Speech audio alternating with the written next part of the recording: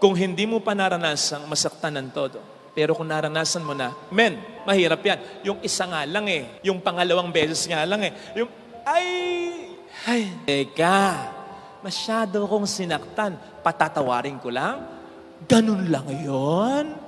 Sa pananaw natin na, teka, hindi naman humihingi ng tawad. Hindi niya deserve ng patawad. Sa pananaw natin na, teka, tao lang ako. Hindi ako pwedeng magpatawad ng ganito. Etc. Diba? Yan ang ating pananaw na hadlang sa pagpapatawad. Yan ngayon ang sinasabi ng ating Panginoon. Gusto mong sumunod sa akin? Iwan mo, hindi lang ang material na bagay. Isakripisyo mo, hindi lang material na bagay, kundi ang iyong point of view, perspective, pananaw. Upang mayakap mo ang aking mas magandang pananaw sa pagpapatawad. Ano yon? Ilimit lang natin sa dalawa. Unang pananaw ng Diyos, hinggil sa pagpapatawad, na dapat nating mayakap, kaya mo, kaya ko, kaya nating magpatawad.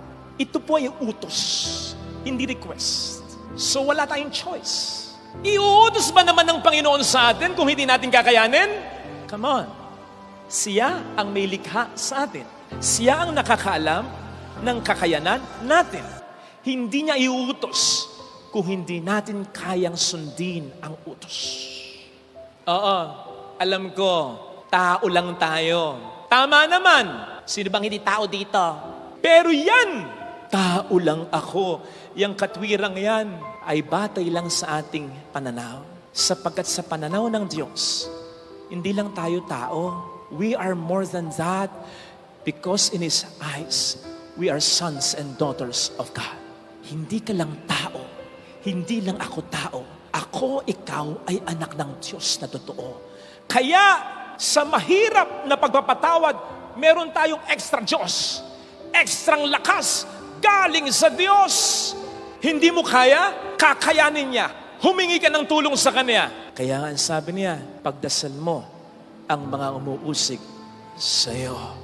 Ibig sabihin, humingi tayo ng tulong sa Kanya sapagkat yun ay ine-expect niya.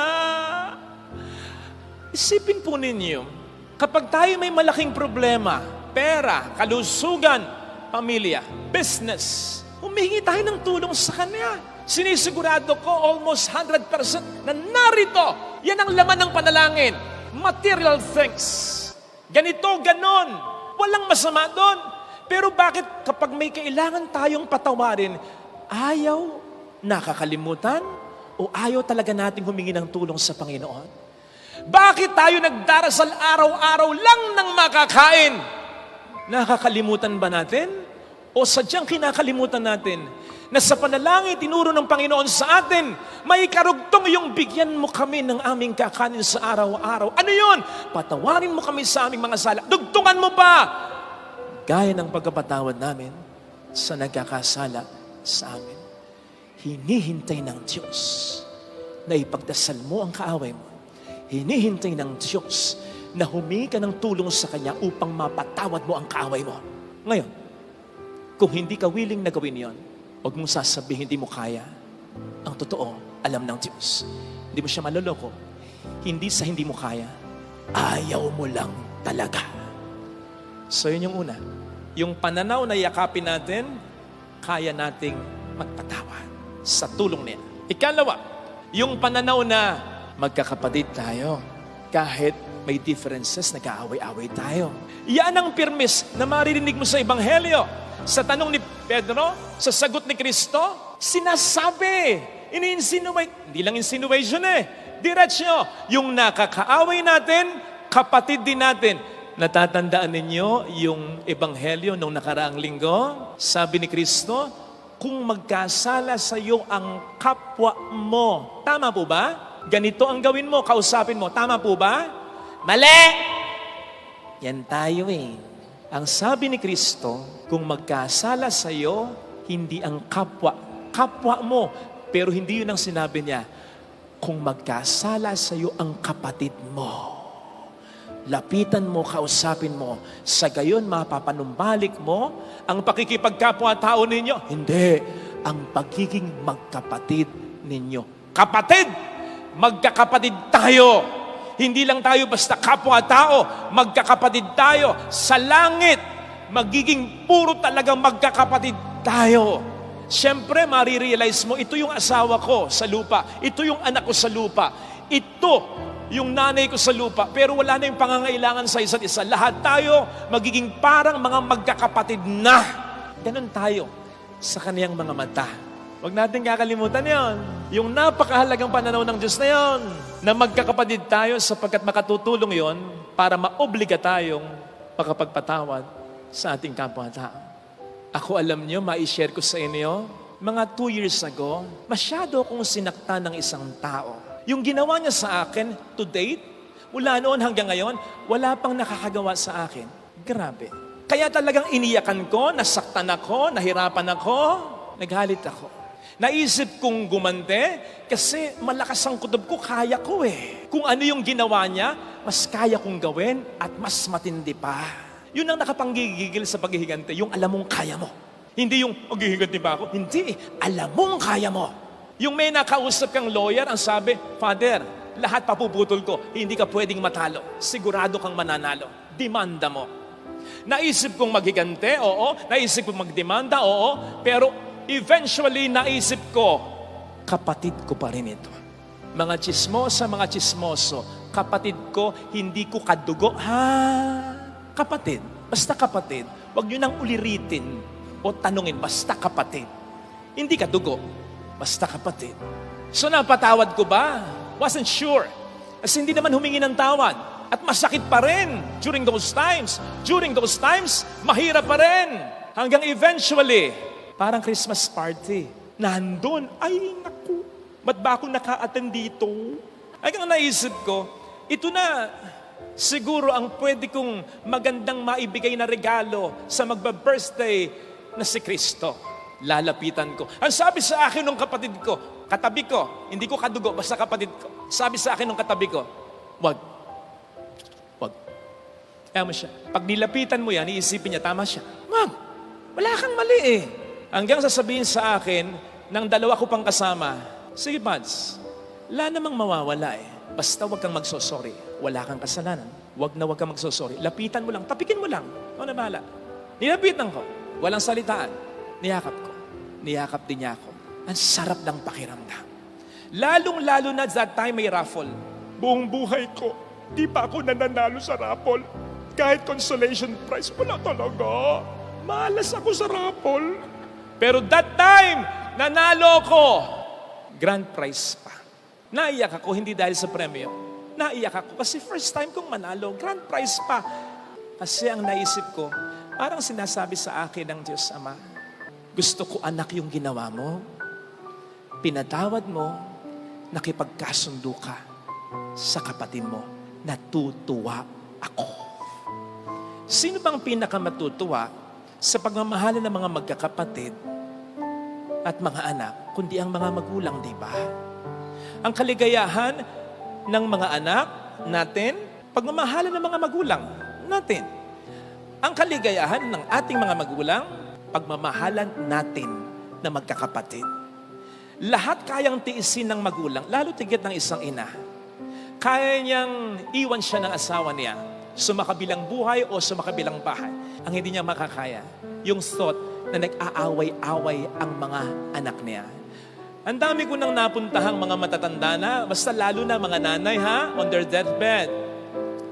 Unti-unti mawawala yung mga panalangin, yung mga hindi ganong importante. Hanggang sa huli, mawawala yung panalangin, sana gumaling pa ako. Pero ang hindi mawawalang panalangin, Panginoon, gabayan mo ang mga anak ko. Magkasundo sana ang mga anak. Kasi ang magulang, lalo tigit ang isang nanay, bakit siya natatakot mamatay?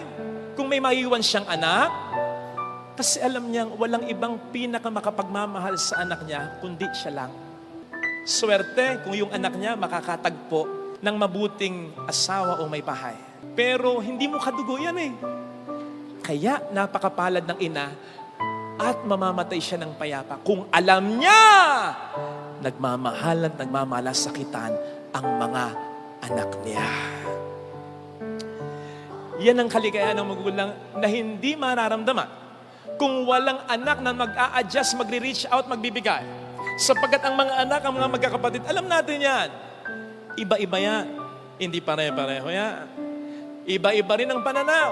Kaya sigurado, may away. Iba-iba ng pananaw. Pero maiiwasan ng maraming away. Kung mag-away man, madaling magkakabati. Kung ang pairali nila, hindi ang kanilang pananaw, kundi ang pananaw ng kanilang mga magulang, lalo tigit ang pananaw ng kanilang inay, sapagkat sa different mga pananaw na yan, simple lang ang pananaw ng isang inay.